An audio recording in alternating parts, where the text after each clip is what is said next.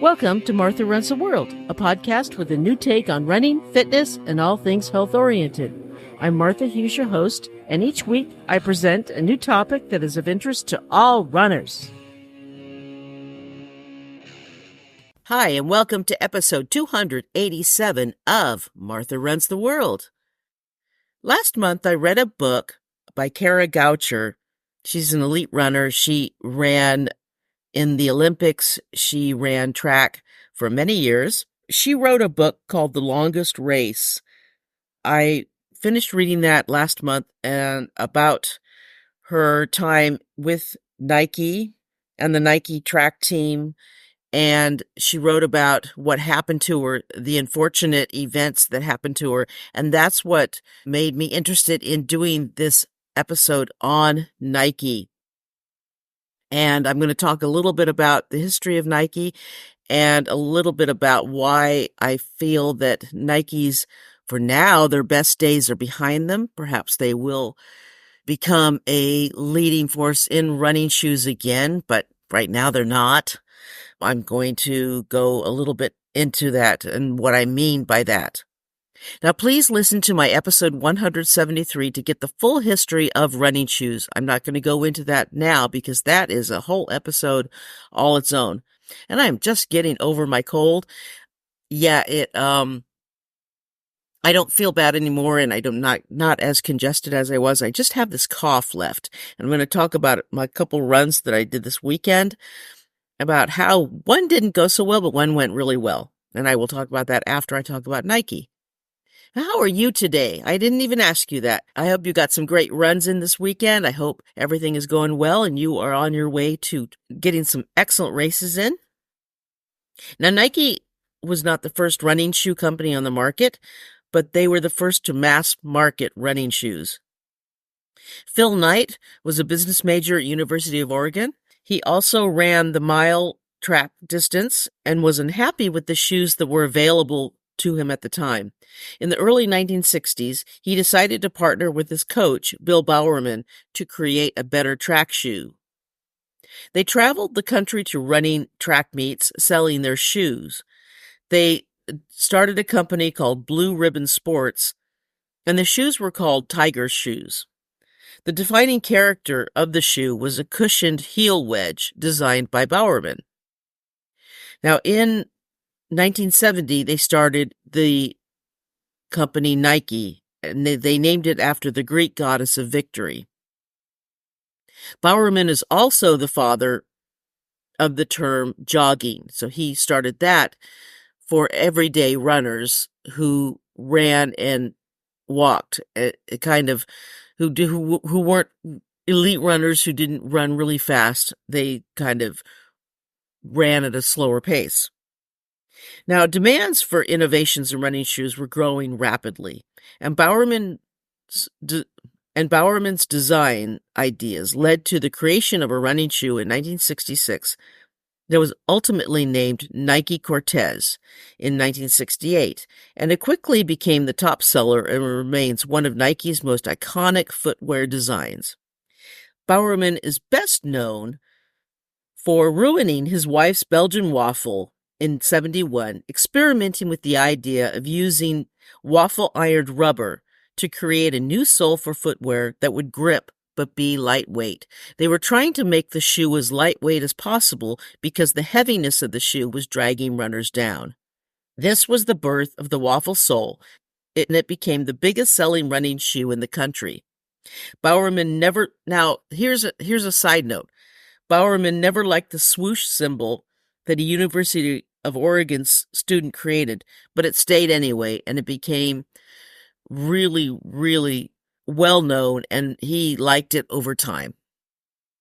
Now, from those very meager beginnings to creating shoes that every runner could use, they strayed far away from everyday runners. That's part of the problem with Nike, is that when they were beginning, they created shoes that every runner could use. They started with track, but they went to road running shoes, and they created a movement. They created a running movement for runners. They were symbolic for runners. And sure, A lot of other running companies got into it. I mean, they created running shoes before I was a runner. I started running in the mid-'80s, and by then there were Asics and Brooks and Adidas and Puma and all these other running shoe companies were out. By then there was a whole slew of different companies that you could choose from, but Nike had started that, and they were for every runner.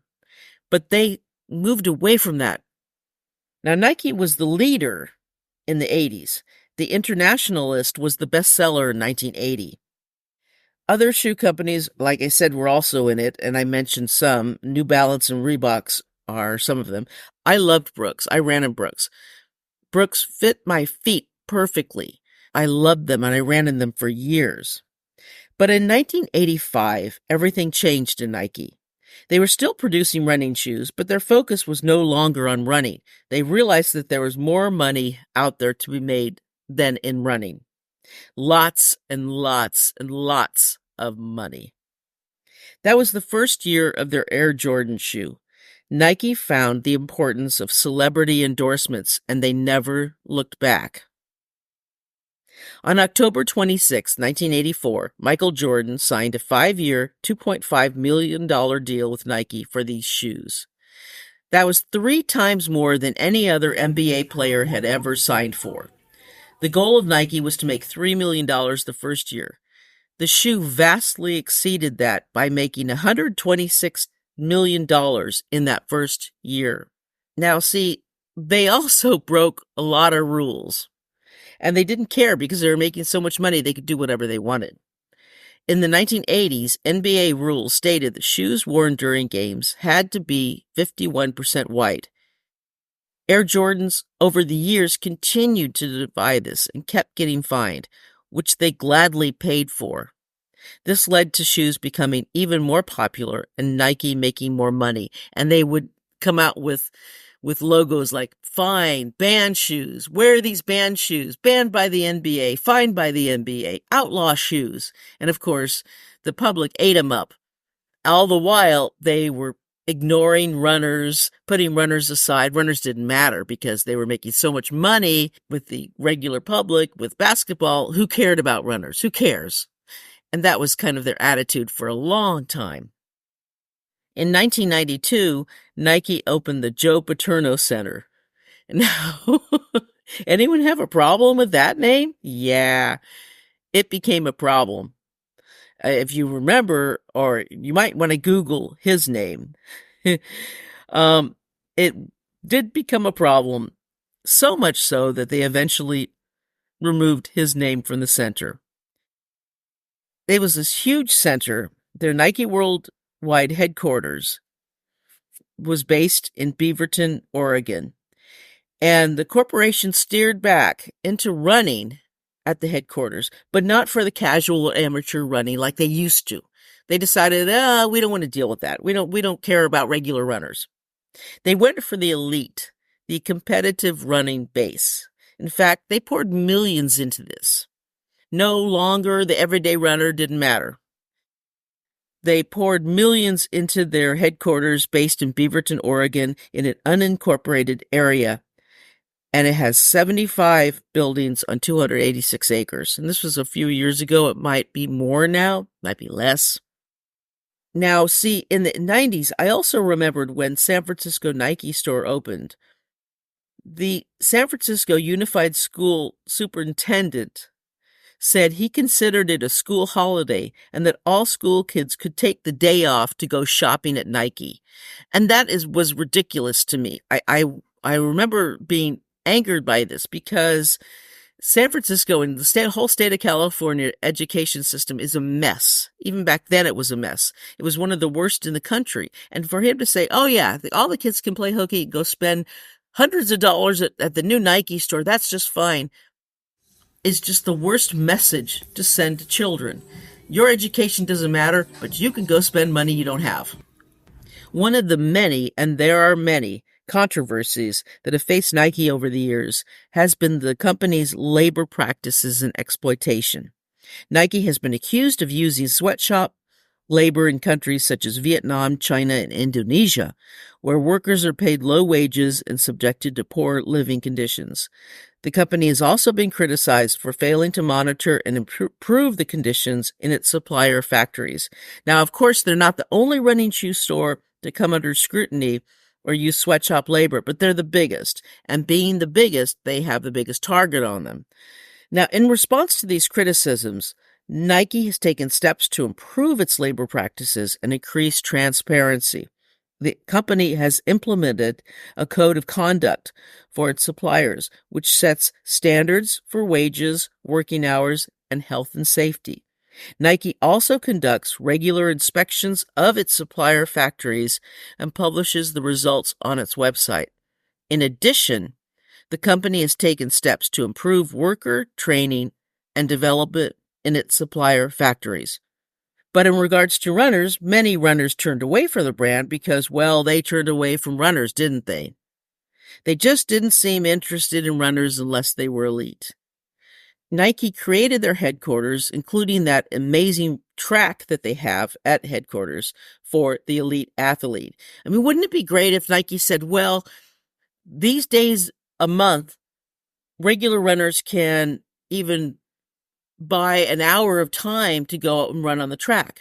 Wouldn't that be cool? I mean, that would be kind of neat, right? You could take a trip up there and for $20 for an hour or $25 for an hour, you can run on the track, but they don't have that available. I mean, they could make some money off that, right? It would be fun to go run on that track and try it out. I think that would be a great idea, but they're not interested in that. They're not interested in the regular runner, in the everyday athlete. They only want the elites. They made their headquarters there strictly for the elite athlete. They made it for runners, cyclists, swimmers, all kinds of athletes. They brought in best coaches, physical therapists, trainers, all to help the elite athlete be the best. So, of course, for runners, their shoe manufacturing has been for the elite athlete. They made some strange shoes over the years, some very expensive strange shoes over the years. The Vaporfly 3 is $260, and it's got to be one of the ugliest shoes I've ever seen. The Alphafly is even more expensive at $285, and it is even uglier. It's just hideous looking. If you can afford these shoes and love them, that's cool. But if you're like me and think that even the $160 that you're now paying for your shoes is a lot of money, then that's insanity. No brand is worth that much, in my opinion. In our world, when everything is going up and up and up in price, how much money do they think that we have? I mean, to spend on a pair of shoes that are going to go out in 300, 400 miles. I can't keep spending that kind of money every 3 or 4 months. So that's one thing, but they're not made for me. I'm not an elite athlete. They're made for the elite athlete who may purchase that kind of shoe every month. There's a bigger problem, though, that Nike has, and this is the problem that Goucher addresses in her book. Okay, well, problems, shall we say. The Nike Elite Running Team was set up to be a model of incredible American running talent.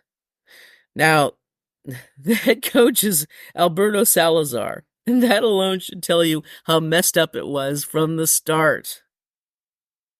Now, Salazar, I'm going to give you a little background on Salazar. Salazar was a track star at the University of Oregon, and once graduating, he won 3 consecutive New York marathons from 1980 to 1982. Salazar set a world record at the New York City Marathon, 2 hours, 8 minutes, and 13 seconds. In 1982, he also won his first and only Boston Marathon. He ended the year ranked number 1 marathoner in the world. So he was a great runner. After his running career, Salazar moved to coaching, and by 1996, this included middle-distance runner Mary Decker, who at the age of 37 qualified for the 5,000 meters in the Atlanta Olympics. However, A urine test taken in June at the Olympic trials showed a testosterone to epitestosterone TE ratio greater than the allowable maximum of 6:1. While Decker and her lawyers contended that the TE ratio test is unreliable for women in their late 30s who are taking birth control pills, she was eliminated in the heats at the Olympics. In June 1997, the IAAF banned Decker from competition. Later reinstated by a USATF panel, the IAAF cleared her to compete but took the case to arbitration. In April 1999, the arbitration panel ruled against her, after which the IAAF, through a retroactive ban, stripped her of a silver medal she won in the 1500 meters at the 1997 World Indoor Championships. Now, had it been another coach, I might have thought, well, maybe she's right. Maybe it was a mistake. But since it's Salazar, I don't think it's a mistake. I really don't think that anything this guy does is above board. He's one of the sleaziest people, or if not the sleaziest person in running. I really, really do. You have to read this book. You really, really do, just to see how low this guy goes. Salazar was employed by Nike as a coach of the Nike Oregon Project. And the Nike Oregon Project was what Nike did to get elite runners the top spots in running. Aimed at producing Olympic caliber athletes, project members who have trained under Salazar's tutelage include Alan Webb, Mo Farah, Galen Rupp, Adam Goucher, Kara Goucher, author of the book I was talking about, Dan Brown, Amy Yoder Begley, Sifan Hassan, and Dathan Ritzenheim.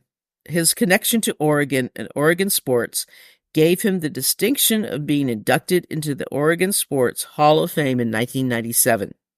In August 2012, the London Summer Olympics, two of Salazar's Olympic-caliber athletes, Mo Farah and Galen Rupp, finished first and second, respectively, in the 10,000 meters.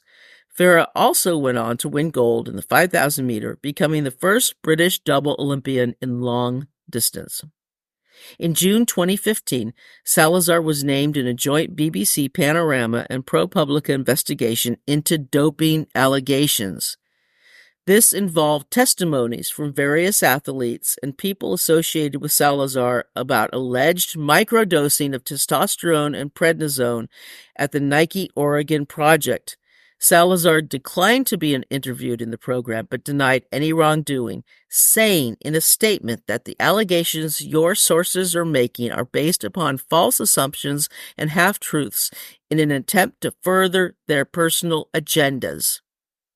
One of the more high-profile allegations was made by former Nike Oregon Project athlete Kara Goucher, who claimed she was pressured by Salazar to take thyroid medication not prescribed by her doctor to lose weight gained during a pregnancy in 2010. The accusations were addressed by Salazar in public releases. In October 2019, United States Anti-Doping Agency, USADA, banned Salazar and Dr. Jeffrey Stewart Brown, a colleague at the Nike Oregon Project, for doping offenses. These included using a WADA prohibited method, tampering with doping control methods, and trafficking testosterone through a prohibited testing program. In response, Salazar stated that throughout the 6-year investigation, my athletes and I have endured unjust, unethical, highly damaging treatment from the USADA. I have always ensured the World Anti-Doping Agency code is strictly followed. Sure you have. Sure you have, Alberto. Records of the investigations were unsealed 2 days later, exposing a pattern of withholding their own medical records from the athletes, ignoring subpoenas, and other forms of delay. That was part of the book that just infuriated me, that after physical exams and testing, that the athletes couldn't even see the results. They weren't allowed to see what was going on. But because they wanted to race, they succumbed to it and agreed to it. What would you do if you were an elite athlete, a professional athlete, to be able to race? Would you give it all up for your ethics, or would you stick with it? It's a big question. Salazar appealed his doping ban to the International Court of Arbitration for Sports, which upheld his 4-year ban on September 16, 2021. The CAS stated that he was found guilty of possessing testosterone, complicity in Brown's administration of a prohibited method, and tampering with the doping control process. The CAS did reject USADA's request to increase the ban beyond 4 years, stating that none of the ADRV's anti-doping rule violations directly affected athletic competition, and there is no evidence put before the CAS as to any effect on athletes competing at the elite level. Salazar's doping ban ended October 1st, 2023. And that is not the end of it. There is more against Salazar. And you really have to read this book to see all of the stuff. In January 2020, the United States Center for Safe Sport sanctioned Salazar with an additional temporary ban from coaching after Safe Sport investigated allegations against him of sexual and emotional misconduct. Although Safe Sport did not make public the offense or offenses for which it banned him, Mary Kane, Kara Goucher, Adam Goucher, and Amy Yoda Begley were among those who had previously made public complaints about Salazar's conduct, especially pertaining to unsafe weight restrictions. On July 26, 2021, Salazar was deemed permanently ineligible by SafeSport after it found that he had committed 4 violations of emotional and sexual misconduct, including 2 instances of his penetrating a runner with his finger while giving an athletic massage. Can you believe that? And Kara talks about this in her book. It's infuriating what this man did. And Nike knew about this guy, and the executives knew about this guy. Just remember this. Remember this, if you buy products from Nike, just remember they knew about this. Salazar appealed via arbitration that was held in early December 2021. At the arbitration hearing, Salazar denied the accusations against him and said he did not speak with or see the runner on the days in question. The appeal was unsuccessful, as an arbitrator did not find Salazar's explanation credible and accepted his accuser's version of events, determining that he more likely than not had sexually assaulted the athlete on 2 different occasions and had also made sexually inappropriate comments towards the runner.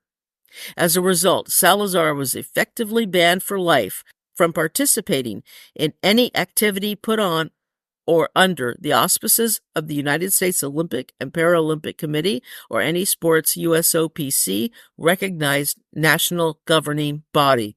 His name was removed from the building on Nike's Beaverton campus after the ban was imposed. Salazar continued to deny involvement in any misconduct and said that he felt the Safe Sport process was unfair and lacked due process protections. In 2023, Kara Goucher came forward as the athlete who accused Salazar of sexual abuse. Because Salazar's ban only applies to national governing bodies recognized by the USOPC, he has been permitted to coach athletes affiliated with other national governing bodies, those outside the U.S., since his doping ban ended October 1st, 2023. And that is a scary thing, and no one should be coached by this man. In November 2023, Salazar and Nike reportedly settled a $20 million lawsuit for Mary Kane, in which she alleged emotional and physical abuse by Salazar and that Nike did not take the proper measures to protect her. It sounds like Nike doesn't take the proper measures to protect anyone. According to Goucher's book, it isn't just Salazar. Many Nike executives are or have lost their jobs and were in on this, along with Salazar. The poisonous culture with the company was one of the worst I've ever read in recent years. I honestly can't imagine why any female athlete would want to have anything to do with them. I guess it's a personal choice, but if you value your morals and your values, why? Now, this first half of 2024, shares of Nike have plunged 30.6%. And I understand why. I mean, what are they doing? What are they doing to help runners? Nothing. Really nothing. So maybe completely abandoning the everyday runner isn't the best strategy, is it? Maybe going for just the culture and fashion industry wasn't your best choice, was it, Nike? I'm appalled by them. They just after reading that book, and you really should read this book. It's called The Longest Race by Kara Goucher. It's a great book. It's eye-opening of what this horrible company did. And I was never a fan of theirs, even before I read this book. So yeah, maybe I'm kind of jaded. Since my time as a runner, I never saw them as being supportive of runners. I guess before that they were. People who are runners are basing their love of them as pre-basketball when they got involved. Because as soon as they got into the millions and millions of dollars into the Jordan stuff, they abandoned runners. They just said, oh, this is where the money is, bye. So that was that. All right, but anyway, that's the downfall of Nike. Can they get back? I don't know. We'll see. I had 2 runs this weekend. I ran Saturday and Sunday. One was not great, but the second one was really good. Saturday was supposed to be my long run. I usually do my long runs on Saturday, and then I do a recovery run on Sunday every other week because I work every other weekend. Makes for a very strange training, but it is what it is. Saturday, San Francisco weather is kind of strange. It can be warm in the summer, and it can be very cold. Saturday was very cold. I went out, and I waited a little while to see if it was going to get warmer, and at 8:30, it was 59 degrees. It was freezing. It's like it's July. Why is it so cold? Now, do I want it to be 100 degrees? No, but I would like it to be a little warmer than 59 degrees. It would be nice if it was like 70, even 80, I would have appreciated. I like warmer weather, so that would have been cool. But I still had a bit of a cough. As you can tell, my voice is a little scratchy. So I had a couple coughing fits during my run, and I said, oh, this is not going well. So I stopped at 5 miles. I wanted to do 8 to 10. So I stopped at 5 miles, and I said, that's it, I'm done. And I went home, and I got some rest and took some cold medicine and said, okay, I'll start tomorrow. Because Sunday was supposed to be warmer weather, and it was a little warmer. Yeah, I went out. It was about 63, 64, so it was a little warmer. And yeah, I got 8 miles in Sunday, so it was much, much better. Sunday, I had a much better run. I felt better. I was stronger, and that was kind of cool. The reverse, doing the shorter run on the Saturday and the longer run on Sunday. It was hard, but I think it was good training. I think I did pretty good, so that was okay. What I usually do when I work on the weekends and I can't get the long run in is I'll go run after work on Saturday, and then I'll get my long run in on the Monday. I don't have that much space between that Monday and the Saturday for my long run, but it's all I can do, right? I have to fit in my runs when I can.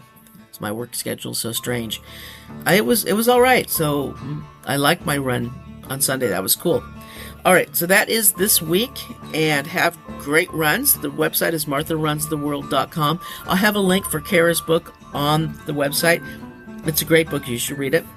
And if you want to email me, it's martharunstheworld@gmail.com. And until next week, let's tie up our shoelaces and go for a run.